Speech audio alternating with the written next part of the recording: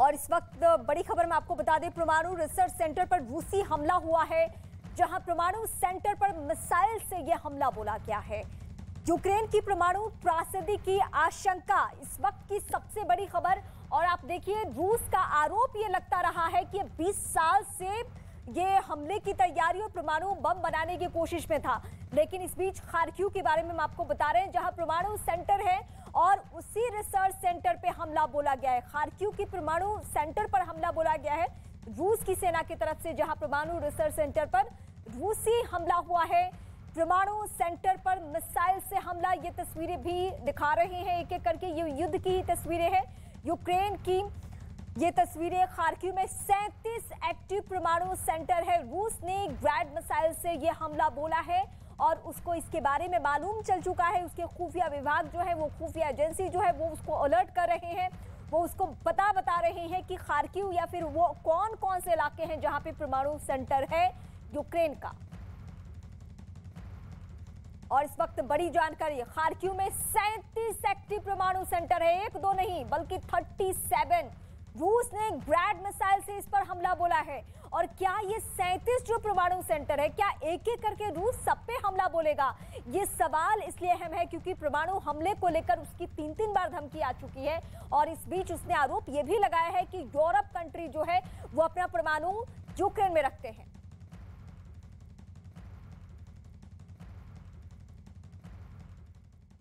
रूस यूक्रेन युद्ध के 11वें दिन विश्व युद्ध के संकेत साफ साफ दिखाई देने लगे हैं। पुतिन ने यूक्रेन को दो टूक शब्दों में कह दिया है कि अगर वोलोदिमीर ज़ेलेंस्की झुके नहीं तो जंग रुकेगी नहीं, बल्कि कीव का अस्तित्व खतरे में पड़ जाएगा। और तो और पुतिन ने अमेरिका सहित उसके मददगार देशों को सीधे चेतावनी दी है कि यूक्रेन के खिलाफ उठाया गया उनका हर कदम रूस के खिलाफ युद्ध ही माना जाएगा।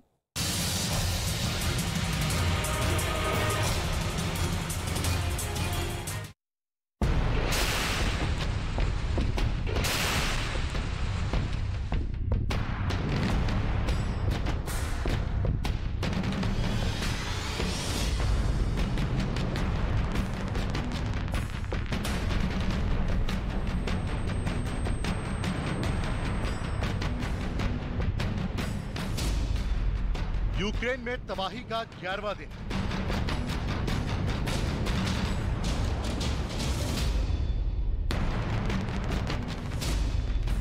कीव पर कहर बनकर बरस रहा है बर्बादी का बारूद।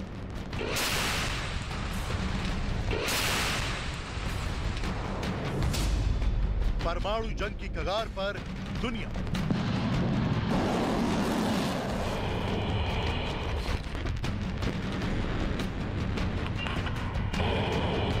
रूस यूक्रेन युद्ध को शुरू हुए 11 दिन हो चुके हैं, लेकिन ये जंग रुकने के बजाय और भीषण होती जा रही है।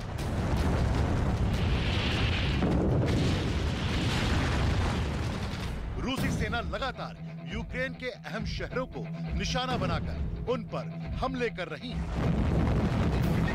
मशीन गनों की तड़तड़ाहट, बमों के धमाके, टैंक की ताकत और रूस यूक्रेन महायुद्ध में मिसाइलों के जोर दिखाने के बाद क्या अब कीव के किले पर एटम बम का हमला होने वाला है? इसके पहले कि ये बताएं कि कीव पर परमाणु कहर क्यों टूटने वाला है, उससे पहले रूस के राष्ट्रपति व्लादिमीर पुतिन का ये बयान सुनिए। Если дальше они будут продолжать делать то, что они делают, я уже тоже об этом говорил, они ставят вообще под вопрос будущность украинской государственности. И если это произойдет, это будет целиком и полностью на их совести. व्लादिमीर पुतिन का ये बयान सिर्फ यूक्रेन के खिलाफ ही नहीं है, ये यूक्रेन के राष्ट्रपति वोलोदिमीर ज़ेलेंस्की को सीधी धमकी है। अगर इस धमकी के इशारे और रूस की तरफ से आ रहे खतरे पर गौर किया जाए तो राष्ट्रपति पुतिन के बयान का सीधा सा मतलब निकलता है कि रूस परमाणु हथियार इस्तेमाल करने की तैयारी कर चुका है।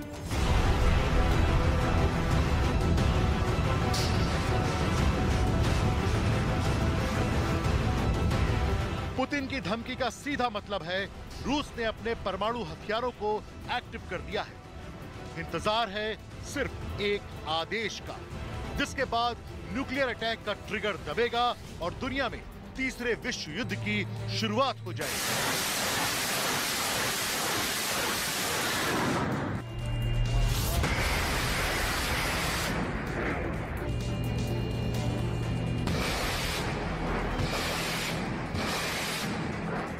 रूसी सेना ने यूक्रेन के कई शहरों को निशाना बनाकर उन पर कयामत बरपा रखी है।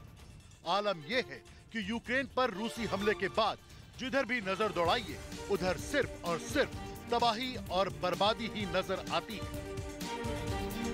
पूरी दुनिया रूस के राष्ट्रपति व्लादिमीर पुतिन को यूक्रेन पर हमले बंद करने की अपील कर रही है, लेकिन फिलहाल राष्ट्रपति पुतिन किसी की भी नहीं सुन रहे हैं और यूक्रेन के मैदान जंग में तबाही का बारूद बदस्तूर बरस रहा है।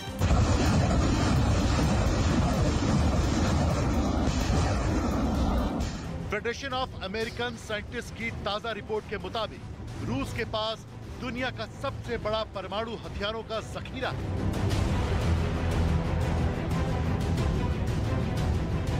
एफएस के एक अनुमान के मुताबिक रूस के पास 5,977 परमाणु हथियार हैं, जिसमें से 1,458 परमाणु हथियारों की सैन्य तैनाती कर रखी है। इनमें से 527 परमाणु हथियारों को रूस ने अपने इंटरकॉन्टिनेंटल बैलिस्टिक मिसाइल में लगाया हुआ है, जिसकी तैनाती अलग अलग परमाणु पनडुब्बी, युद्धपोत और लड़ाकू विमानों की गई है, जबकि 2,745 हथियारों को रिजर्व रखा गया है। इसके अलावा रूस के पास टेक्निकल न्यूक्लियर वेपन या नॉन स्ट्रेटेजिक न्यूक्लियर वेपन का जखीरा भी मौजूद है। दरअसल TNW यानी टेक्निकल न्यूक्लियर वेपन को नॉन स्ट्रेटेजिक न्यूक्लियर वेपन भी कहा जाता है। TNW वो हथियार है जिन्हें खास तौर पर जंग में इस्तेमाल करने के मकसद से विकसित किया गया है। आमतौर पर इनकी विस्फोटक क्षमता पारंपरिक परमाणु हथियारों की तुलना में काफी कम होती है। जंग के दौरान TNW का इस्तेमाल किसी सैन्य ठिकाने को उड़ाने, एक शहर या फिर किसी टारगेट को नष्ट करने के लिए किया जा सकता है। TNW को ग्रेविटी बम, शॉर्ट रेंज मिसाइलों, तोप के गोलों, लैंड माइंस और टॉर्पीडो की शक्ल में विकसित किया जा चुका है। इसके अलावा सरफेस टू एयर मिसाइलों और एयर टू एयर मिसाइलों में भी इस तकनीक का इस्तेमाल होता है। टेक्निकल न्यूक्लियर वेपन को सूटकेस न्यूक की भी शक्ल दी जा चुकी है। यही नहीं, टेक्निकल न्यूक्लियर वेपन को Davy Crockett recoilless rifle से भी लॉन्च किया जा सकता है।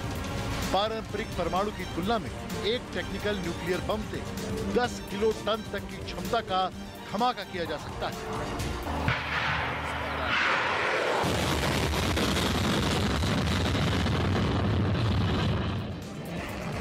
यानी रूस के परमाणु जखीरे में हर वो विनाशकारी हथियार है जिनका इस्तेमाल कर रूस दुनिया के नक्शे से यूक्रेन का नामो निशान तक मिटा सकता है, या फिर यूक्रेन के अहम शहरों पर टैक्टिकल न्यूक्लियर बल का इस्तेमाल कर सकता है।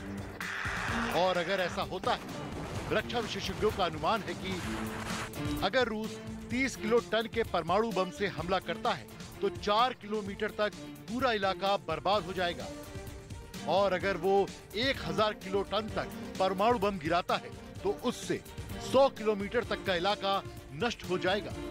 यह तबाही जापान के हिरोशिमा और नागासाकी से भी बड़ी होगी, क्योंकि हिरोशिमा पर 15 किलो टन और नागासाकी पर 20 किलो टन के परमाणु बम से हमला किया गया था, जिससे पूरा शहर तबाह हो गया। लेकिन ऐसा बिल्कुल भी नहीं है कि अमेरिका और नाटो देश इस बात को नहीं जानते। लिहाजा रूस पर अंकुश लगाने के इरादे से अमेरिका ने भी यूरोप के 5 देशों में परमाणु हथियार तैनात कर रखे हैं। दरअसल अमेरिका ने बेल्जियम, जर्मनी, नीदरलैंड्स, इटली और तुर्की में भी 150 परमाणु बम तैनात कर रखे हैं। इटली के एवियानो और घेड़ी हवाई अड्डों पर सबसे ज्यादा 70 परमाणु बम हैं। बेल्जियम में क्लेन ब्रोगेल एयरबेस पर 20 परमाणु बम तैनात हैं। जर्मनी में बुचेल एयरबेस पर भी अमेरिका ने अपने 20 परमाणु बम रखे हुए हैं, और तुर्की के इंसलिर्क हवाई अड्डे पर 50 बम रखे हुए हैं। रूस चाहता है कि यूरोप में नाटो या अमेरिका की फौज ना पहुंचे। और यूरोप के ये देश चाहते हैं कि उनके देश में रूस की कोई दखलंदाजी ना हो। इसी खींचतान ने दुनिया को तीसरे विश्व युद्ध के मुहाने पर लाकर खड़ा कर दिया है। क्योंकि यूक्रेन में लड़ी जा रही जंग में जमीन तो यूक्रेन की है, लेकिन हथियार दुनिया के कई मुल्कों के। पोलैंड इस लड़ाई में यूक्रेन को हथियार दे रहा है। हॉलैंड 200 एंटी एयरक्राफ्ट मिसाइलें भेज चुका है। स्वीडन सैनिक के अलावा तकनीकी मदद भी कर रहा है। फ्रांस ने 300 मिलियन यूरो मतलब करीब 2,500 करोड़ रुपए भेजने का दावा किया है। अमेरिका ने 600 मिलियन डॉलर मतलब करीब 4,500 करोड़ रुपए भेजने का ऐलान किया। यानी लड़ाई में रूस के सामने भले ही अमेरिका या नाटो की फौज न हो, लेकिन जंग लड़ने में यूक्रेन अकेला बिल्कुल नहीं है। यही वजह है कि रूस की तरफ से न्यूक्लियर डिटरेंट फोर्स को अलर्ट किए जाने की खबरें भी आती रही हैं। और दुनिया इस बात को लेकर खौफ जदा है कि कहीं पुतिन यूक्रेन पर परमाणु हमला न कर दे।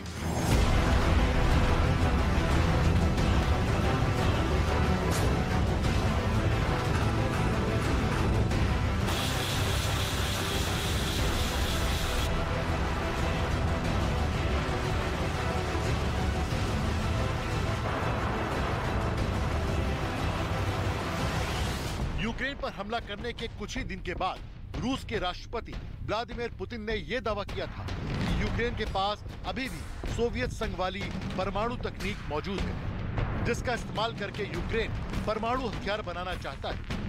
यही नहीं, 27 फरवरी को राष्ट्रपति पुतिन रूस की न्यूक्लियर डिटरेंट फोर्स को अलर्ट पर रहने का फरमान सुना चुके हैं। न्यूक्लियर डिटरेंट फोर्स वो होती है जो परमाणु हमले के दौरान सक्रिय रहती है। राष्ट्रपति पुतिन के आदेश का सीधा सा मतलब निकलता है कि रूस परमाणु हथियार इस्तेमाल करने की तैयारी कर चुका है। Высшие должностные лица ведущих стран НАТО допускают и агрессивные высказывания в адрес нашей страны. Поэтому приказываю министру обороны и начальнику генерального штаба перевести силы сдерживания российской армии. अंतर्राष्ट्रीय स्तर पर प्रतिबंध और बातचीत के जरिए रूस पर दबाव बनाने की हर मुमकिन कोशिश की जा रही है ताकि वो यूक्रेन के खिलाफ फौरन अपनी सैन्य कार्रवाई रोक दे। लेकिन अभी तक रूस के हमले बंद नहीं हुए हैं। फिलहाल इस जंग का खामियाजा यूक्रेन के बेगुनाह नागरिकों को उठाना पड़ रहा है। कुल मिलाकर बात यह है कि यूक्रेन को नाटो की सदस्यता दिलाने पर छिड़ा विवाद इतना बड़ा हो चुका है कि तीसरा विश्व युद्ध अब बहुत करीब दिखने लगा है।